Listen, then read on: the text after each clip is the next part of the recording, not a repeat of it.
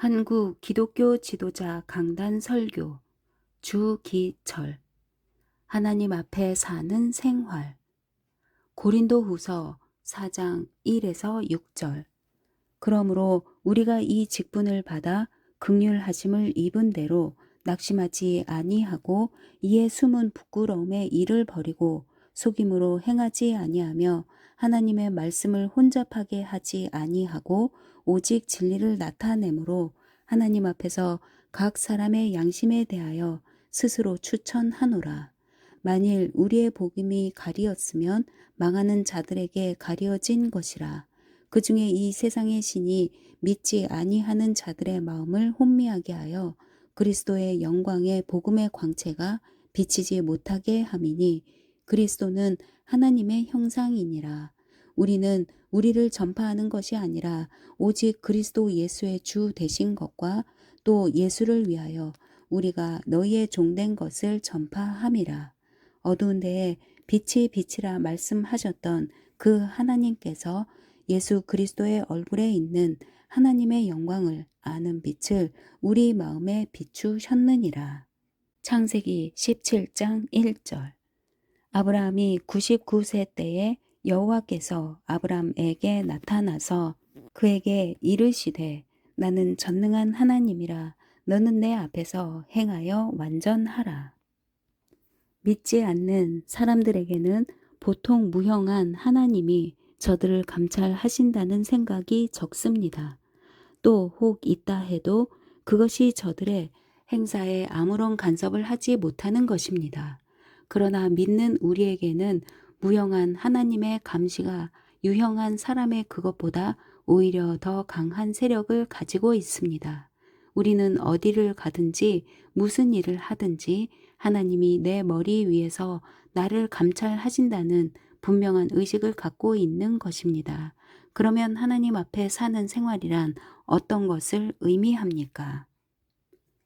경건한 생활을 의미한다. 전도서 5장 2절에 말하기를 너는 하나님 앞에서 함부로 입을 열지 말며 조급한 마음으로 말을 내지 말라. 대개 하나님은 하늘에 계시고 너는 땅에 있다 하였습니다. 여기서 우리는 하나님 앞에서 경건하다는 것은 조심 없이 방자스럽게 함부로 말하지 않는 것으로 생각할 수 있습니다. 또 고린도전서 1장 29절에 있는 이는 육체를 가진 아무라도 하나님 앞에서 자랑하지 못하게 함이라 란 말을 비추어 본다 해도 하나님 앞에 사는 자는 함부로 자긍하는 말이나 1절 말을 열지 않고 근신하고 삼가는 것이 합당한 줄 압니다. 우리는 웃 어른 되는 부모나 스승 앞에서 함부로 말을 하거나 경건하지 못한 태도는 삼갑니다. 만일 그것이 합당한 일이라면 세상 모든 아버지의 아버지이시오 또 우리를 창조하신 자요 우리의 생살권 살리고 죽을 수 있는 권리를 가지신 만능의 하나님 앞에서 더욱더 엄숙하고 경건해야 될 것이 아닙니까? 우리는 흔히 무의식 중에 신자의 체면을 손상하고 하나님 앞에 서기에 매우 부끄러운 실수를 곧잘 합니다. 그중 보통 흔한 것은 야비한 농담입니다. 이 같은 농담은 성경에도 분명히 금했거니와 어미하시고 거룩하신 하나님이 나를 감찰하신다는 것을 강하게 인식하는 자로서는 도저히 취할 태도가 아닌 줄 압니다. 혹 어떤 교직자들이 모인 자리에서도 경건되지 못한 농담이 오고 가는 것을 종종 발견하게 되는 것은 큰 유감입니다. 또 금방 울며 간절히 죄를 자복하면서 하나님의 성호를 부르던 신자의 입에서 더러운 욕설을 포함한 농담을 말하는 수도 종종 발견하게 되니 이 같은 행동은 하나님 앞에서 경건한 생활이라 할 수 없는 것입니다. 이 경건이란 예배 때뿐만 아니라 나의 일상생활 어디서든지 표현되어야 할 것입니다. 정직한 생활을 의미한다. 바울은 갈라디아서 1장 20절 보라 내가 너희에게 쓰는 것은 하나님 앞에서 거짓말이 아니로다 에서 자기의 하는 말은 하나님 앞에서 거짓이 아닌 정직한 말임을 힘있게 말했습니다. 이제 우리 하나님 앞에서 사는 자는 마땅히 하나님의 감시가 나를 떠나지 않음을 느끼면서 모든 일에 정직을 지켜야 할 것입니다. 그 정직이란 무엇입니까? 1. 1절 사기적 행동을 끊어 버림입니다. 혹 어떤 이가 이 말을 오해하기 쉬우나 사실 신자로서 사기적 행동을 감행하는 자도 있으며 또 대부분은 무의식 중에 이 정당치 않은 행동을 감행케 되는 것입니다. 이제 나는 두어 가지 신뢰를 들어 신자들이 흔히 행하고 있는 사기성을 띤 행동을 적발하려 합니다. 장사에 있어서 고객에게 애누리를 하는 것입니다. 이는 긴 말로 설명할 필요도 없이 거짓이요 또 속이는 행동입니다. 이 같은 풍속은 상업 도덕이 발달하지 못한 조선 사람에게 특별히 많습니다. 또 그 같은 행동은 결코 상업의 성공을 가져오는 것이 아닙니다. 진정으로 고객의 마음을 끌고 또 그 마음을 안정케 하는 데는 정직 이상이 없는 것입니다. 지금 도해지 큰 백화점에 많은 사람이 출입하며 흥정을 하는 것은 정당한 가격을 받기 때문인 줄 압니다. 다음과 같은 신뢰가 있습니다. 함흥 어떤 자파 상점에 함경남도 참여관 모 씨가 셔츠를 사기 위해 들어갔던 일이 있었습니다. 상점 주인에게 쓸 만한 것을 보여달라 하니 사원 가격 되는 것을 보여줬습니다. 참여관은 그보다 더 좋은 것이 있으면 보여달라 하니 그 주인은 있고 말고요. 썩 좋은 것이 있는데 그것은 보통 사는 이가 없기 때문에 창고에 둔 것입니다. 하고 조금 후 그것을 갖고 나왔습니다. 정가를 물으니 16원이라 했습니다. 참여관은 의심 없이 16원을 주고 그 셔츠를 사갔습니다. 그 다음 그 친구 중에서 자기가 산 것과 똑같은 것을 사원에 사왔다는 말을 듣고 다음부터 영 그 상점에는 발을 들여놓지 않았다고 하는 사실담이 있습니다. 사실 애누리를 하는 상점에서 무엇을 사게 되면 그 주인은 아무리 정당한 가격을 부른다 해도 고객은 속은 것만 같아서 안심이 되지 않는 것입니다. 결국 정가 이상으로 돈도 더 받지 못할 뿐 아니라 고객의 길을 막게 되므로 큰 손해뿐입니다. 우리는 상업의 성공을 위해서라기보다도 하나님 앞에 산다는 것을 생각하면서 상업의 정당한 매매를 해야 될 것입니다. 전등의 촉수를 속여 정량 이상으로 소모하는 것이나 승차에 있어서 그 임금을 정당히 지불하지 않는 것이나 또 학생이 시험 중에 컨닝을 하는 것 등도 믿는 자에게는 합당치 못한 행동이요 부정직한 일입니다. 불신자 중에서도 도덕을 지키는 이는 군자는 반드시 그 홀로 있을 때를 삼간다 하여 은밀한 중에서도 정직을 지키거든 항상 하나님 앞에서 산다고 하는 우리에게 정직이 없다면 그 얼마나 부끄러운 일이겠습니까? 오늘 영국 국민을 가리켜 신사적 국민이라 함은 다름 아닙니다. 공중도덕이 발달하여 모든 일에 정직을 엄수함이니 그들은 오래전부터 하나님 앞에서 생활하기를 습관화했기 때문입니다. 지금 공중도덕이 아주 문란한 우리 사회에서는 하나님 앞에서 사는 우리로 말미암아 정직한 도덕을 회복해야겠습니다. 이 사회에는 속임이 가득하고 정직과 참을 보기 어렵습니다. 우리는 이 사회가 거짓을 버리고 정직으로 돌아오게 할 책임이 있으니 먼저 나부터 정직할 것이며 그 다음으로 이 사회를 바른 대로 인도할 것입니다. 2. 한 번 작정한 것을 변치 않음입니다.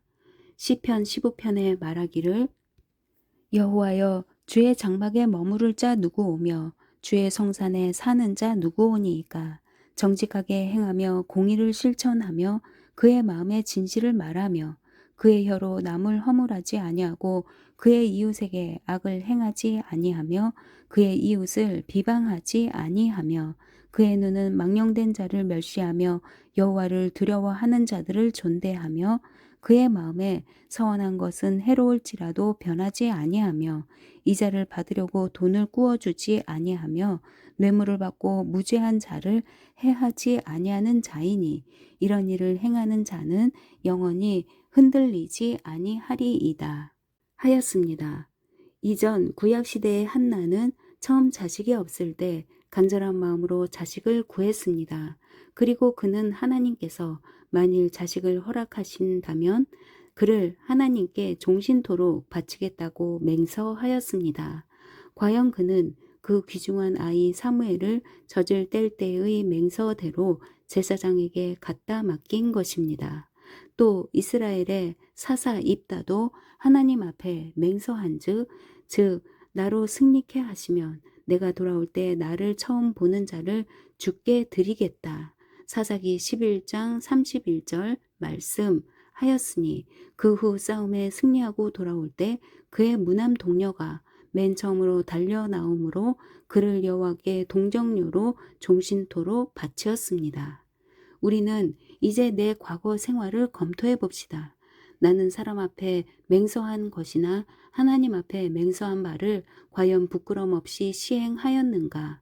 우리는 하나님 앞에 약속만 하고 실행치 못한 것이 하도 많아 그것을 일일이 헤아릴 수 없습니다.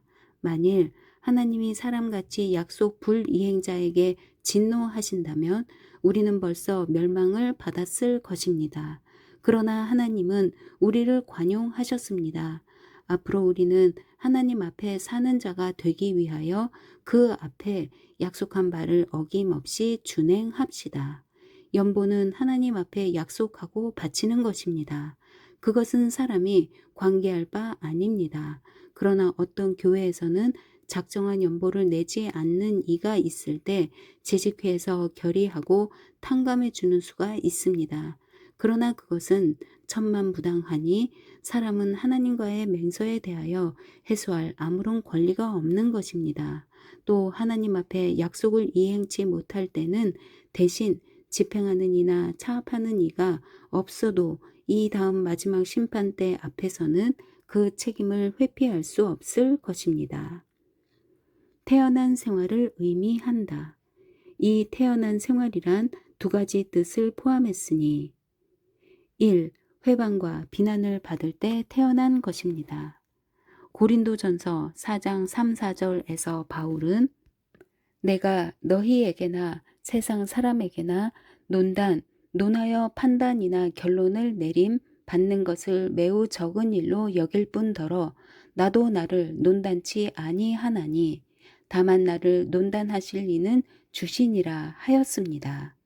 믿는 자는 하나님 앞에 완전한 사람이 되었으면 그것으로 만족할 수 있는 것이니 구태여 사람 앞에 회방, 비난을 면하려고 애쓸 필요가 없습니다. 우리가 아무리 애를 써도 사람 앞에 비난을 면할 수 없는 것은 완전 무결하신 주님께서도 비난을 받으셨기 때문입니다. 세상 사람은 사람의 회방과 비난을 몹시 두려워합니다. 그리하여 그것을 막기 위하여 여러 가지 비열한 일을 많이 합니다. 또 신자 중에도 그것에 감염되어 사람의 회방, 비난을 두려워하는 자가 많이 생기고 또 그에 따라 불의한 결과도 많이 나타납니다. 하나님 앞에 사는 자는 오직 그에게 인정되기를 힘쓸 것이요 세인의 동향에 움직일 필요가 없는 줄 압니다. 2. 두려운 일을 당할 때 태어난 것입니다.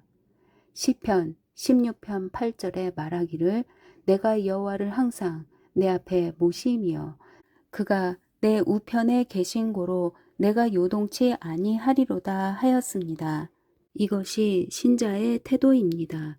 불신자는 조그만 일이 일어나도 큰 소동을 일으키고 두려워하지만 하나님을 모신 우리는 절대 무서워할 필요가 없는 것입니다. 모든 성도는 그 같은 생활을 하지 않습니까?